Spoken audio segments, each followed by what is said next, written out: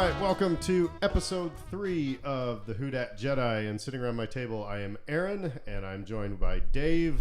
Hi. And Fredo. Hello. Your normal Jedi crew here. And so we are here once again to discuss the Mandalorian. And we'll be talking about other nerdy things, but right now the Mandalorian is just kind of front and center. So let's dive in. Just kind of recap. What did we do in the first 2 episodes? Just as a quick recap, since Disney Plus gives us a recap that we have to advance through. What happened in the first 2 episodes? Just briefly. The Mandalorian takes a contract from somebody related, involved with the Empire. It's just known as the client, aka Werner Herzog. He proceeds to go chase his target, needs some assistance, and finds that his target is a baby member of Yoda's race. Somebody actually got really upset about somebody said, quit calling it Yoda baby. It's not Yoda, and it's, the species has a name, blah, blah, blah, blah. And then people, came after her. No. The net nerds came after her, why are you complaining about this? She's like, whoa, I was only kidding. And it's like, don't tweet in all caps and being, irate about something and then expect people not to come back at you. It was just kind of funny. So here's kind of a question that I'm wondering: are we going to get details on Yoda baby's race before the end of season 1? So there's a couple things that I've also thought about. I wonder if we'll get a name, but who cares? Mm-hmm. That's one thing. 2, I think if well, maybe I shouldn't even get into this. And if we want to edit this out, we can. But I'm of the mindset right now that if Yoda Baby starts talking, that's when I'm done with Yoda Baby, because he is great just as a silent actor, and I don't need, I don't know. But that's what's interesting. It's that of all the characters involved in this story, he's one of the most pivotal ones, and yet he's being the most pivotal by just existing. So I think we'll talk more about that, because I had some thoughts about this in episode 3, and yeah, so we'll talk more about it. But so episode 1, we get Yoda Baby. What happens in episode 2? Well, we meet the Jawas, and we find out they live on other planets, and we all decide, we need more Jawas in our lives. Yeah, we slaughter a bunch of Jawas, and we find out that Yoda Baby actually uses the Force. Can use the Force. All right, so here we are in episode 3, titled The Sin. And I think we'll talk about that here in a little bit. Why? I mean, people said episode 1 should have been called, it had no subtitle. It should have been called The Client. It would have made sense, but oh well. I'm not Dave Filoni, or Jon Favreau, Anyway, but here we are. We're at The Sin. So we're just going to kind of walk through just the plot point, and we'll talk about things that, made us wonder, maybe ticked us off, or we thought was really cool. So at the beginning, I just love the way this starts. Baby Yoda steals the gear shift knob. It's just like, first of all, the one thing I think that this series has done well is showing, not telling. There hasn't been a lot of talking. There's been a lot of just showing. Silent acting. And you're seeing the interaction between the Mandalorian and Yoda. Baby Yoda jumps out of the crib, steals the gear shift knob. He says it's not a toy, and he grabs it by the scruff of his neck and drops him back in the crib. I think that's very important coming up later. But anyway, Dave, you're the only one among us that has kids. How did you relate to this? It's very relatable. Yeah, I mean, I love the there's a callback later in the episode.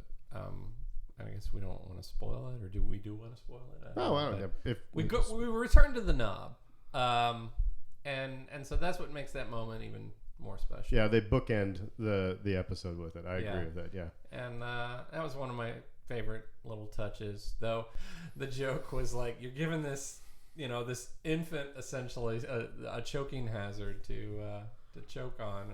Wasn't that what all of our parents did with the original Star Wars toys and everything? They're like, look, if it keeps you quiet, go ahead. Everything was a choking hazard. Actually, it's kind of ironic, because the original Boba Fett was supposed to have a firing, rocket, and because of the Battlestar Galactica toys, they had to glue it in because somebody choked on it. Well, they have the Darwin Awards for a reason. But anyway, exactly, I agree. Spoken like a true uncle here. Anyway, so he steals the gear shift knob. I thought, like I said, I thought this was really it was cute, obviously, but I think after seeing how their relationship grows, it's very important. Like I said, I think what's very telling is he grabs baby Yoda by the scruff of the neck, and it's just kind of like. And again, I don't have kids, but I've had dogs, and it is it's like. Get away from there. Yeah, get away from there.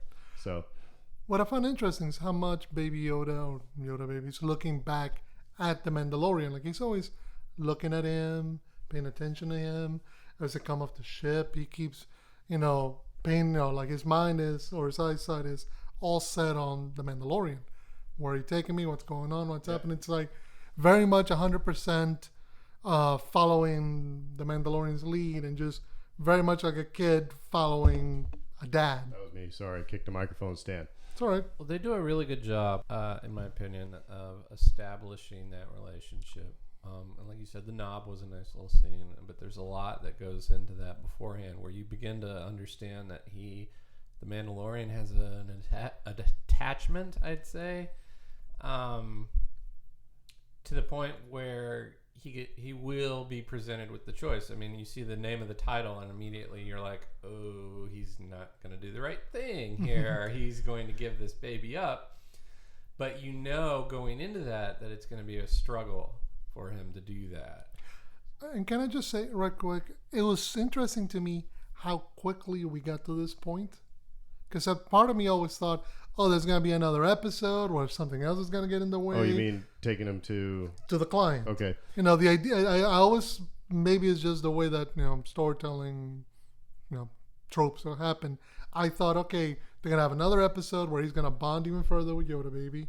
It's going to be another bounty hunter or somebody else getting in his way. He's going to win. And then maybe episode 4, he'll drop the, Yoda Baby off with the Imperials. And then maybe, like it'll get stretched out. And I'm surprised how much this packed it in. Yeah, and that's the next point of the plot. So after we play with the gear shift knob, then the Mando takes Baby Yoda to the client. And what struck me was interesting. He asked, obviously, how many fobs did you give out? And this is asked again later to Chubbs. The other thing that was really cool here was the ice cream maker. Did you catch that deep cut? In Empire Strikes Back, when they're evacuating Cloud City, it's his name. He's been given a name. I might have an action figure of him around here somewhere, but it's Wilro Hood. Well, yeah, Wilro Hood, and he's running with an ice cream maker, and it's just that 1970s ice cream maker that everybody's mom had. And so now we know that dude's not running out with his ice cream; he's running out with his safe. Those are his, locked up goods, or at least it's been retconned as such. And it's really cool because actually at Star Wars Celebration they do this, and actually every con there's this organization of Wilro Hood. Everybody dresses up like him, so everybody's it's just this X-wing fighter jumpsuit, and everybody's got an ice cream maker, and everybody's wearing a mustache, and then they just go running through the convention hall. That's all. It's just the running of the Wilro Hoods. That's right. So anyway, we brought out the ice cream maker, so that was filled with Beskar, and we find out the Mandalorian's asking too many questions. Yeah, it's established that part of being a member of the Guild of Bounty Hunters is that you don't ask questions. You take the job, you do the job, you get paid for the job. How you got it done doesn't matter to the client. All that matters is that you get it done. And I find interesting that the client goes that the asset, meaning Yoda Baby, was of extreme importance to me, which makes me wonder why. Yeah. What is it that this means? Because there's a few other lines that he sprinkles throughout the episode I want to come back on. But just the idea of there's a code to being a bounty hunter that he has to follow, which Chubbs repeats later on when the Mandalorian asks him what they're going to do with it. And he's like, I didn't ask. It's against the code. So it's almost like the Mandalorian's getting put in a position where, on the one hand, he's got the code of being a bounty hunter that says, okay, you're done, walk away. And on the other hand, he's got the code of the Mandalorians, the way of the Mandalore, that gets presented to us in this episode, which may force him to do something different. Mm-hmm. Yeah, and I love that juxtaposition as well, because like this is an honorable individual in the sense that he does adhere to these codes, but these codes are in direct conflict in this episode.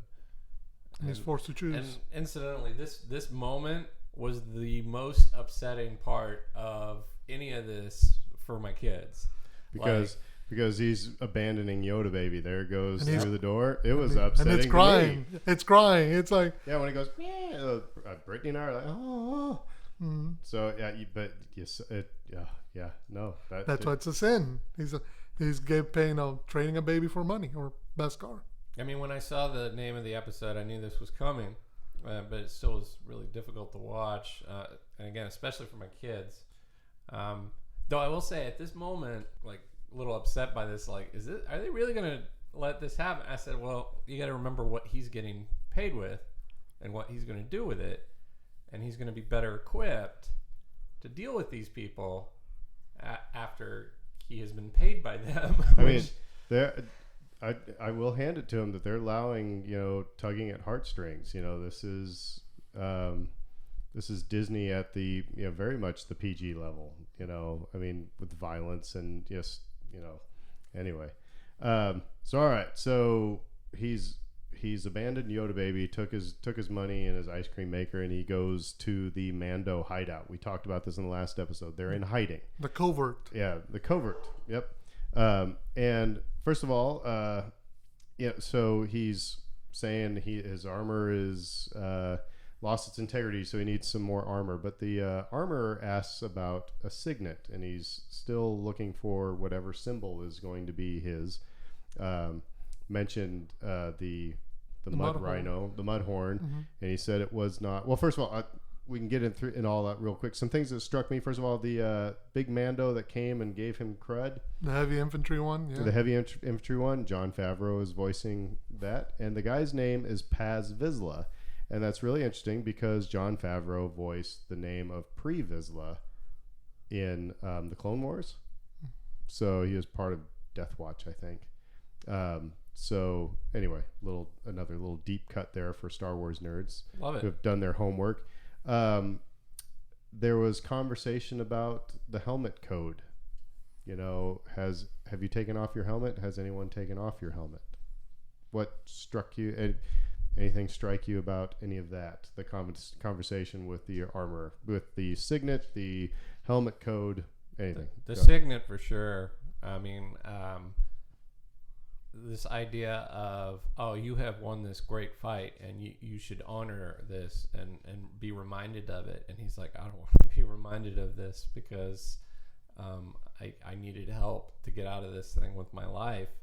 And then I rewarded that help by turning the help in to these unsavory characters. And it was just such it was a very powerful moment. And he refers to the Yoda baby as the enemy. Yeah. Because he's trying to recontextualize it in a way that allows him to create some distance. Yeah. He knows what he's feeling, and what he's feeling is not working with what he's supposed to be doing. So what? Okay, so the signet is not, the mud horn is not going to be a signet. Any guesses what you think his signet's going to be? Yoda baby. That's what I wondered. I don't know. They're building it up. This is not the second time they brought it up, so it's gonna be something that we're going to come back to probably before the season is over.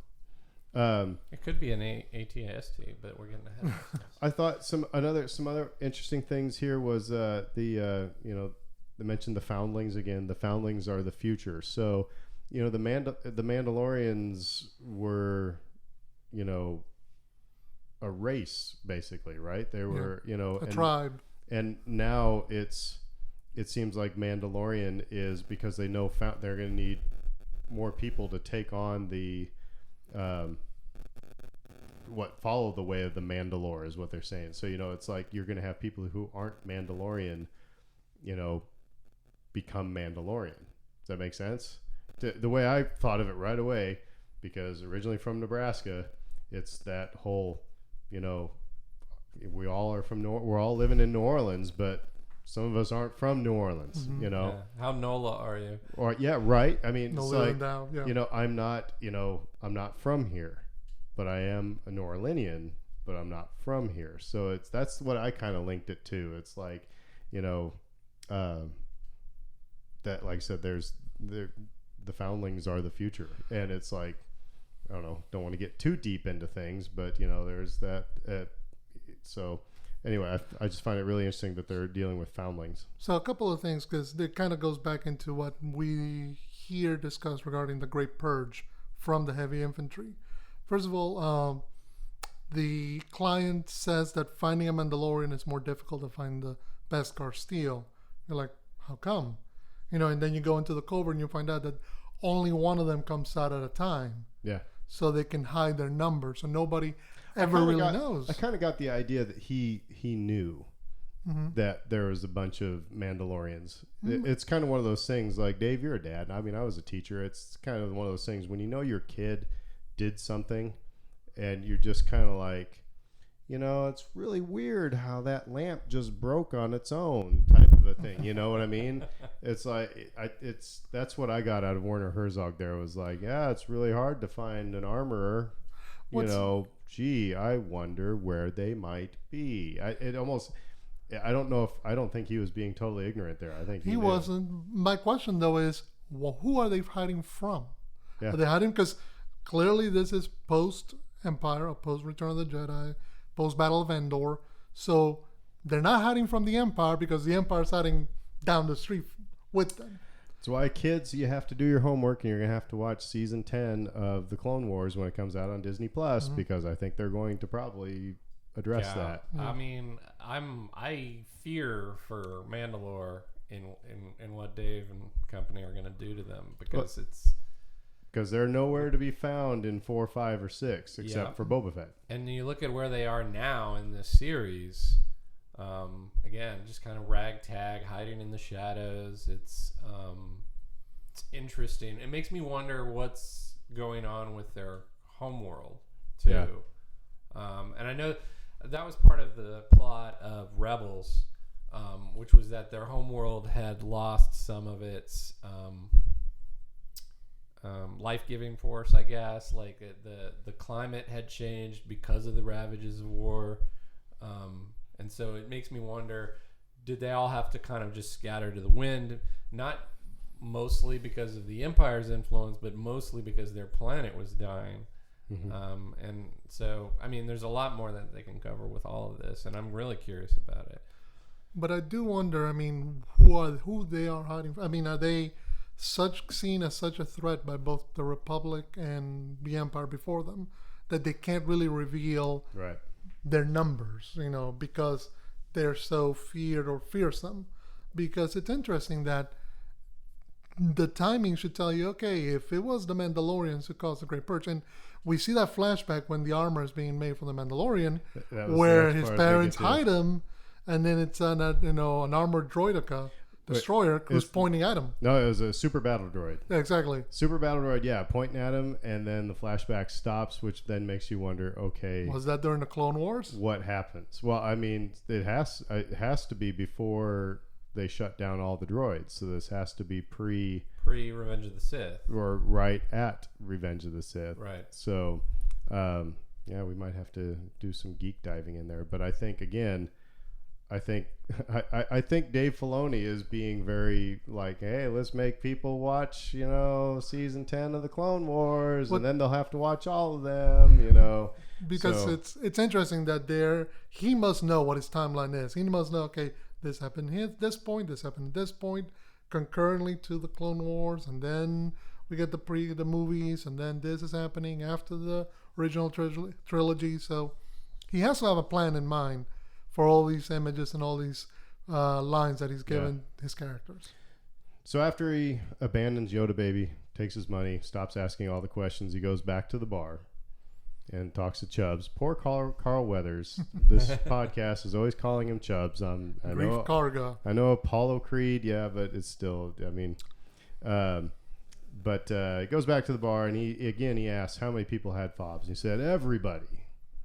And I think that's important later. He said everybody had fobs on, but you're the only one who brought back the kid.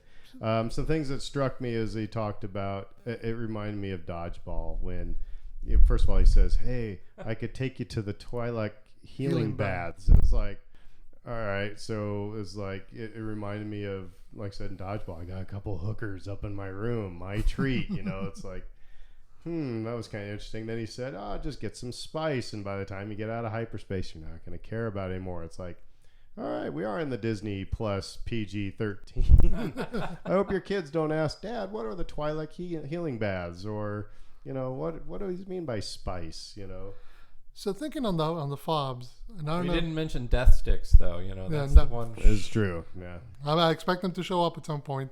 But talking of the fobs, what are they tracking? I mean, clearly they're tracking Yoda Baby. But what are they synced to? Are they synced to DNA? That's Are they synced to we talked about midichlorians? That's the first thing we talked about. One of the things we talked about in our first episode. I said I don't really get into how does Star Wars tech work, but this one is very interesting because if we let's just fast forward to the end real quick.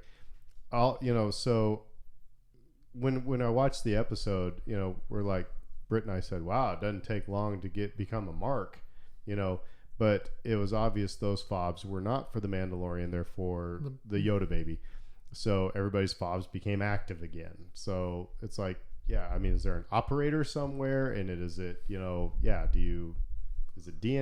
Is it what? Because it goes back into what's going to happen the next episode. Are we overthinking this? And it's just like, The reason why I bring it up is because moving forward, it creates a driving force for why he can't settle. He can't stay in one place too long because they have a way to track him, or track Yoda Baby, which means him, that he cannot overcome. Of course, I was watching Harry Potter and the Deathly Hallows yesterday on TV, and they were saying that there was actually a cut scene. I don't remember this from the theatrical one, but they included a cut scene on the TV version, and they said saying the name Voldemort is how the Death Eaters were able to track people. Mm-hmm. You say, everybody said don't say the name because it was like, Mufasa, type of thing.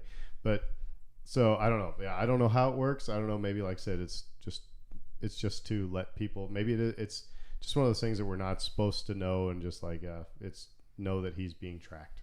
Mm-hmm. But I don't know. It is interesting. Yeah, I would lean DNA just because force sensitivity. I don't know if that would narrow it down enough. I know that the Jedi are in low numbers at this point, and Luke is presumably trying to rebuild the Order. But that the species seems that's a whole nother question, because the species itself is just so rare within this universe. We rarely ever see it. It's like, is it like that in the galaxy itself? Are people like, are there only a few of their kind, and people are unlikely to find them and encounter them in their day-to-day lives? I think so, but we really don't know enough to make that determination yet. So, all right. So he says he wants his next job, and he's just wants to get the heck out of Dodge, as far away. Obviously, there was an attachment. He keeps asking, what are they going to do with the kid? Do you know? And he's just figure, if I get away, there's guilt. He's got that guilt. So anyway, he goes back to his ship and makes the decision that everybody is hoping that he would make. He's not taken off, and so he goes back to go get, because actually he reaches for the gear shift knob. There again, so we have it at the beginning, we have it in the middle, we'll see it in the end later. But anyway, so he goes back to get Baby Yoda. He sees the crib in the trash. This whole scene right here, by the way, is just heartbreaking. Well, heartbreaking, and it's like, holy crud, I can't believe they actually, again, went down this rabbit hole type of thing. So we see the crib in the crash. That's disturbing, too, like this back alley doctor vibe of what's going on here. And let's remember also that he has the Kaminoan symbol on his shoulder, and as he's kind of eavesdropping, first of all, this whole scene is straight out of Batman Begins. Mm-hmm. Sorry, this whole thing is Batman Begins. So he's listening in, using tech to figure out what he said, and Werner Herzog says, extract the material, extract the necessary material, which is like, okay, what's the necessary material? We know Yoda Baby can use the Force. Can you extract midi-chlorians? I thought I heard nerds say somewhere that is not possible, because otherwise, why doesn't everybody just have a blood transfusion and become a Jedi? You know what's interesting too is that, of course, theoretically, everybody has midi-chlorians in them. But anyway, one of Lucas's things that he's gone on the record with has been that Anakin, when he lost his limbs, he lost his connection to the Force because he has fewer midi-chlorians at this point. He's actually come out and yet still becomes a Force ghost. George Lucas just, I think, as much as I love him, I'd sharpen his pencil for a full-time job, but I think he just makes stuff up. Yeah, I'm sure he does. But I think he's gone on the record a couple of times with that even. So it's like, again, we can take that as a gospel or not, but if the physical manifestation of the Force, in whatever form it takes, if we're talking midi-chlorians or whatever, if that's a part of it, then in theory you would be able to harness the Force in some way by tapping into somebody's physicality. Yeah. And once again, it said, the doctor says, well, first of all, Werner Herzog says, I can no longer guarantee your safety. And he also says, and the doctor says, we told him we would bring it back. He has explicitly, the line goes, he has explicitly ordered us to bring it back alive. So they're in somebody's employ. Who that is, I think, is being set up, it has been set up as a mystery. That was me. Yeah, Sorry. It's been set up as a mystery as to who it is that's the power behind, the influence behind the person, the master manipulator, so to speak. Yeah. But it's interesting because you're right. Why couldn't Werner Herzog guarantee his safety? He clearly is in charge of this little outpost and this little company of stormtroopers. So if he needs him to be there all day, he can be there all day. And the doctor doesn't seem perturbed by what he's doing as long as he keeps Yoda Baby alive. So why not allow him to do so? So I think a pivotal thing happens because we talked about in the first 2 episodes about all the fan servicey stuff. That's all, right. That's just covered in those first 2 episodes. And I think I might be just overthinking here. But so he goes back and he knocks on the door again, and the Jabba door knocker comes out and he breaks it in half. Mm-hmm. I think those are the creators saying, all right, we've got you in, we've got you hooked, we're done with all the fan servicey stuff. There's going to be some, but we're done hitting you over the head with it. So now you're hooked in the story. Come along for the ride. I think that was a symbolic, obviously there's a strategic thing to it as well. He knocks on the door and, it's going to be able to see who's at the door, but I think that was symbolic. I don't know. What do you guys think about that? That's a fun theory. And just not even taking any kind of subtext there, just him actually doing that act was satisfying because I always hated that thing in Return of the Jedi. So we break down the door now. He goes in and he goes all Batman on the stormtroopers. He is. What in the shadows, knifing stormtroopers. He's setting them on fire. He's And I gotta say, I love your Batman reference here because, we were talking about just a couple minutes ago about the back alley doctor thing, like 89 Batman, where Joker gets disfigured by this horrific physician, drunk, yeah, unlicensed doctor, yeah. That was the first thing I thought of when I saw that discarded pod. But yeah, the Batman feel of all of this is so rich. And so more, maybe he breaks in and the doctor is there when Baby Yoda is unconscious and being tested upon or whatever, and he says, "What'd you do to it? What'd you do to it?" And the doctor says that he protected him, and it's the reason. He said he'd be dead if it wasn't for me. Is that why? I was surprised. Is that why the Mandalorian did not kill him? I think so, because it's also interesting that the doctor's first thought is, "Don't hurt it, don't kill it." He thinks the Mandalorian's walking in through a door to finish the job, to kill Yoda Baby, and it's surprising because I almost think he takes him at a step back. Like, wait a minute, no, I'm here rescuing him from you, and it's like, oh, I thought you were, I'm trying to protect him from all these people. Mm-hmm. So again, it goes to the idea of these various competing philosophies and what to do with it. Well, and really, the Kaminoans in episode 2, they're not an evil. They just clone. They're about. I mean, really, they're about creating life. And it seems like they, it's kind of weird, but it's almost like they're very, respectful of life. So it's obvious that the doctor and the client are working together, but they're not on the same. They're in the same conference, but they're not on the same team. No, they're not seeing each other eye to eye. And that's why I wonder, first of all, who's giving both of them their orders. But I also wonder who's the one, if that's the person who put them together. Because it seems like the client's whole idea is, let's get this done. Let's get this over. Let's get you out the door. Let's get this finished. Whereas the doctor seems to have some other motives beyond just getting the job done. Yeah, and I agree with that. And I'm not sure his motives are pure. Like he may have another plan in mind for the baby beyond what the client was planning to do, and it may not be nice. It may actually be a bad thing, because he was being very honest when he said, "Well, this baby's alive because of me." He probably was being honest there, but he was also saving his skin. Yeah. But his intentions may not have been pure because of that. Yeah. And the other thing too, I'll say, I don't think the Mandalorian killed him because of maybe a sense of honor. This is an unarmed doctor. True. Who can't really defend himself. There's no honor in killing somebody like that. That's true. He's begging for his life. He's not. Yeah. That's a good point. Mm-hmm. So keeps going through. Obviously, then we fricassee a stormtrooper. That was holy cow.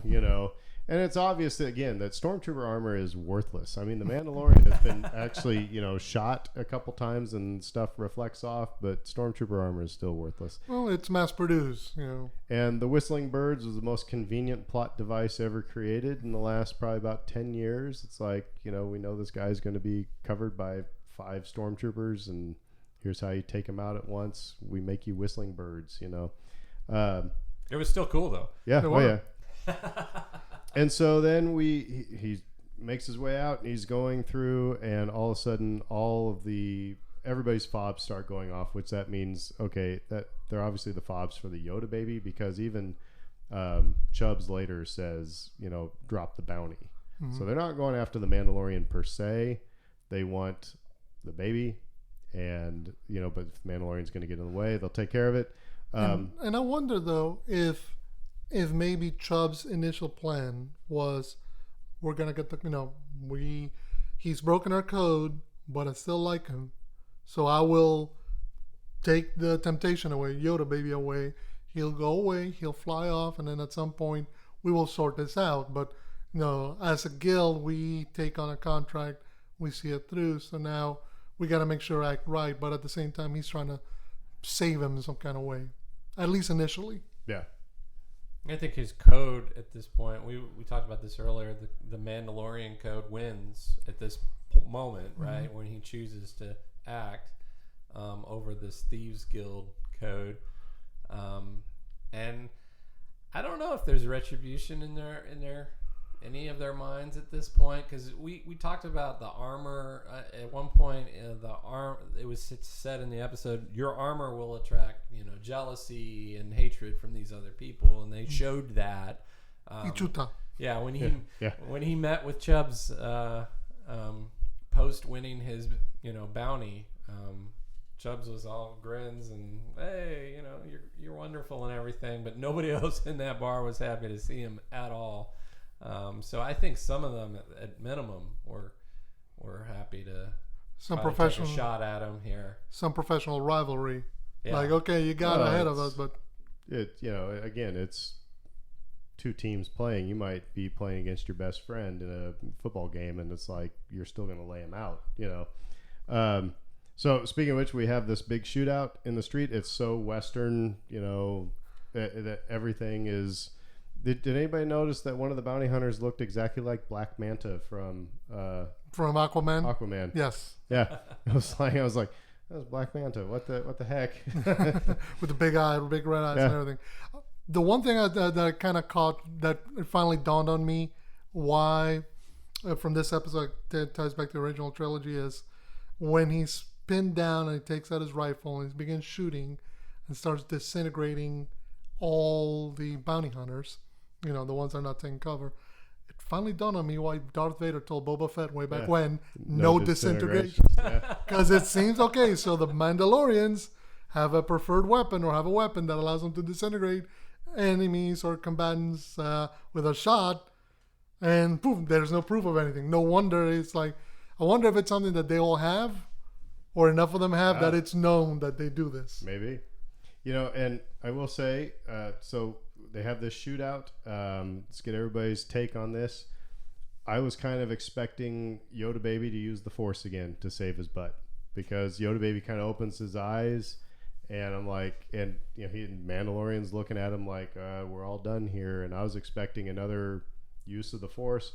Was not expecting what happened. The cavalry. Same. I thought I somebody's gonna save him. That was my thought. I was like, he's gonna get out of this because we got several more episodes to go.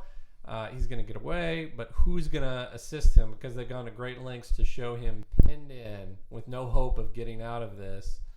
So the Mandalorians sacrificed their anonymity to save one of their own, and actually a foundling. Not an actual, not by blood Mandalorian, but they come and they save his butt. And by the way, this is from Robot Chicken. This is what when this happened, all these Mandalorians come in on jetpacks and everything. This is what I thought of. The most. I was flying around with my jetpack, just smoking rebels with a laser. Ba-boom, ba-boom, ba-boom. Han Solo was all, hey, wait. And I'm like, oh, I've been waiting for this for a long time, Solo. Ba-bang. The big bad Wookiee be growling in hell now. I even put one between Skywalker's eyes, right between those pretty baby blues. But then Jabba the Hutt was all, oh no, this guy's too badass, man. So then 80 Jedi showed up. I took out about 67 of them, but then 20 dudes finally flanked me. And I was like, you know what, kids? It's been real, Daddy-O, but I'm not giving you the pleasure. So I jumped into the pit myself. On the way down, I was thinking maybe I should have left them a party favor. Oh, I did. A thermal detonator right up their ass. Ba-boom! So yeah, that's what I like. It just reminded me of that. It was just, that's from Robot Chicken, Boba Fett in the Sarlacc pit talking to Weequay. But like I said, it was interesting that they come out, and again, he has that moment with the Jon Favreau, Paz Vizsla, and he says, we're gonna have to relocate the covert, and he's like, this is the way. This is the way. So this I will say, this series has its catchphrases. I have spoken, and this is the way. But anyway, so what struck you about the Mandalorians all coming out?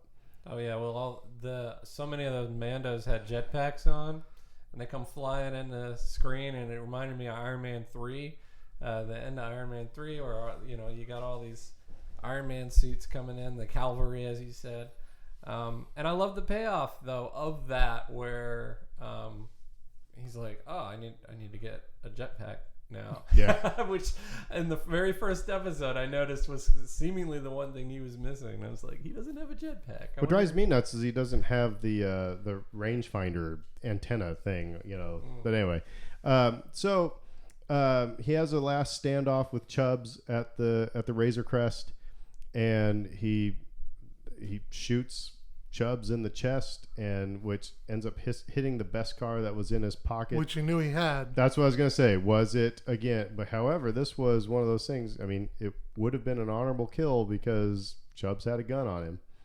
Did he aim on purpose and hit him in the Beskar just to knock him? I think so. I think so. I think that was his plan. I think, again, the whole idea of being honorable to him. He understands in some way that Chubbs is doing what he has to do, that he's broken the Bounty Hunters Guild's code, so he has to confront him. At the same time, he's not going to let him stop him. So what is he going to do? Okay, there's a relationship there. I can shoot you, and there's one spot I can shoot you that will hurt you but won't kill you. So Dave, he shoots him there. Do you think we're overthinking this? Yeah, I don't know. It's was fun. it To, just it's fun lucky? to it's fun to debate. That's the point of the show, right? It was again obviously from what the Clint Eastwood one where they even referenced in Back to the Future 3, with the bulletproof vest type thing. So yeah, I mean it's another motif that we pull from these old westerns, which is lovely in that respect because they are paying respect to that genre, and I dig that. So I had no problems with it. So Mando and Yoda Baby fly off, and what I think, I'm just going to say, my wife and I sitting there on the couch, it was almost in unison, when the Mandalorian flew up on his jetpack and saluted him, we both at the same time went, "Oh, stupid." There's just when I think about things that take me out of the moment, that's one of those things where I'm sure but it was dumb. But I just don't Iron think it Man was, reference, was it? No, that's more something out of the Rocketeer, if I'm Okay. honest. Yeah, the old school Disney. Yeah. It just took me out of it. I like the line, like you said, like, I gotta get me one of those. Right. So yeah, you do need a jetpack, but it was dumb.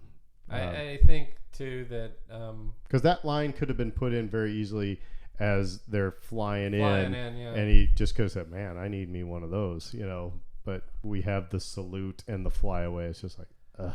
I think Anyway. it's the execution, and again, like it's a good idea on paper, but then when you film it and you can't make it work, Right. you should probably just cut it. So then we end the episode with what I think is one of the best shots of Yoda Baby. Just his hands. Just his hands reaching up, and Mandalorian unscrews the gear shift knob and drops it into his hand. Like you said, giving him a choking hazard, but still, at the beginning of the episode, it's not a toy. And now it's like, here. So... That is the least he could do, right? After after everything else that happened in this episode. So we've talked about it a couple times. I want to talk about the title, The Sin. You guys have referenced it a couple times. What is the sin? Well, to me, it's handing the baby over in the first place. See, I took it. I think that could be one of those things. Is the abandonment? Abandoning.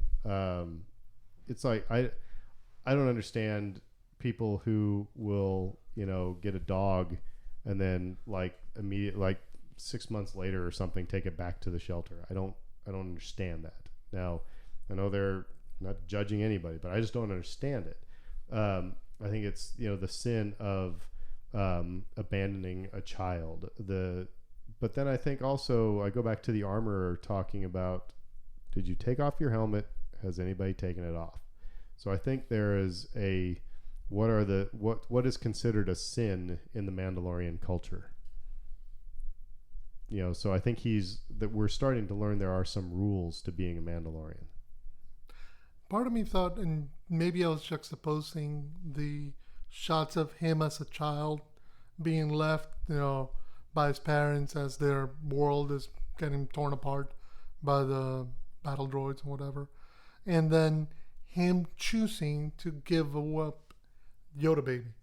So I thought, part of me thought that the sin was that he's an orphan. He's somebody who was left behind, not by his parents' volition. He was, they're trying to save him. And then he was left all alone.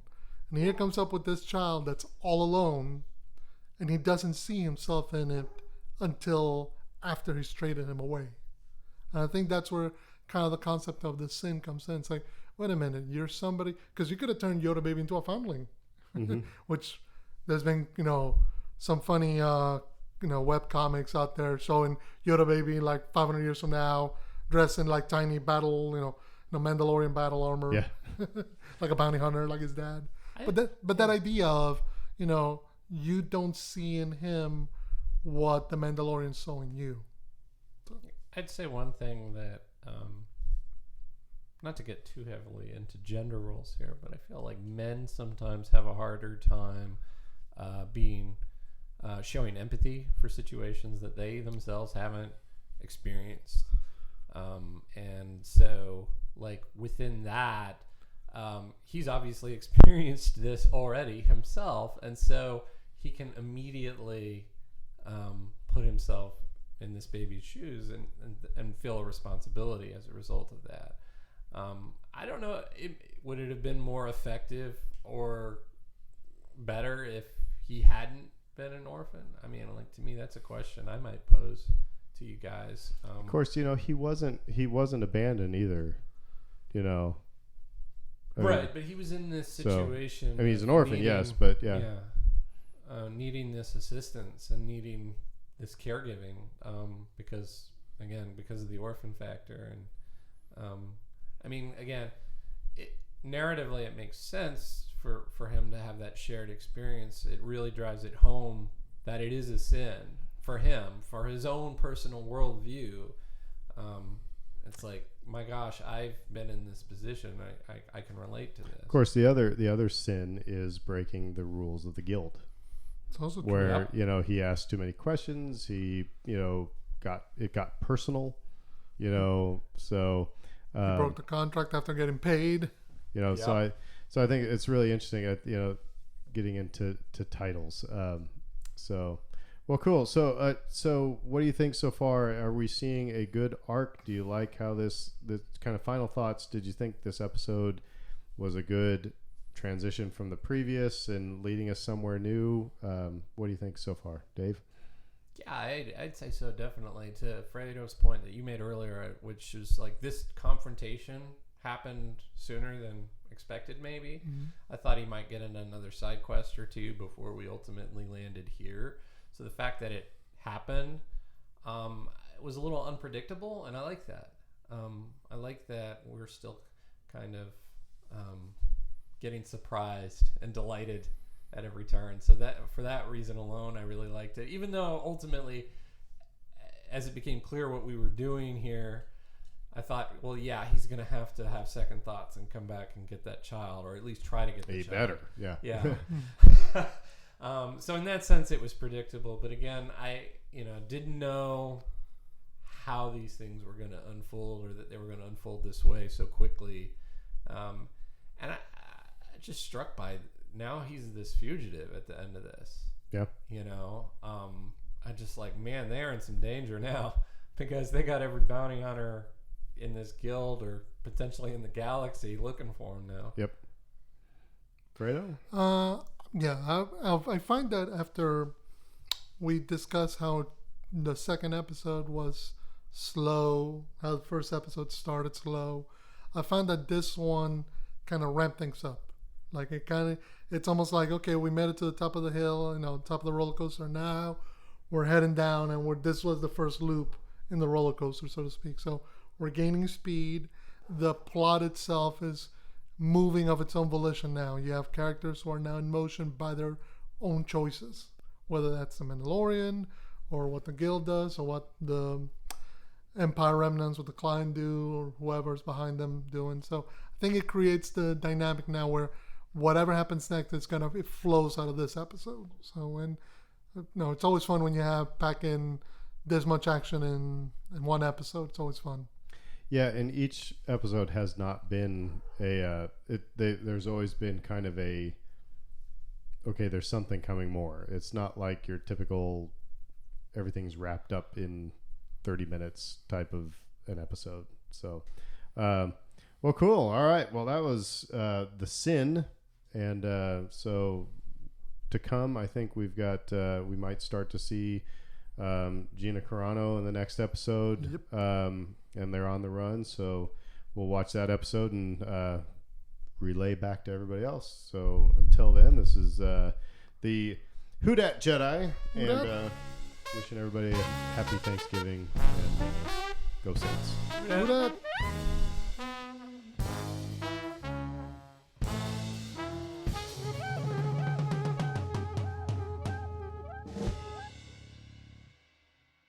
McClunky.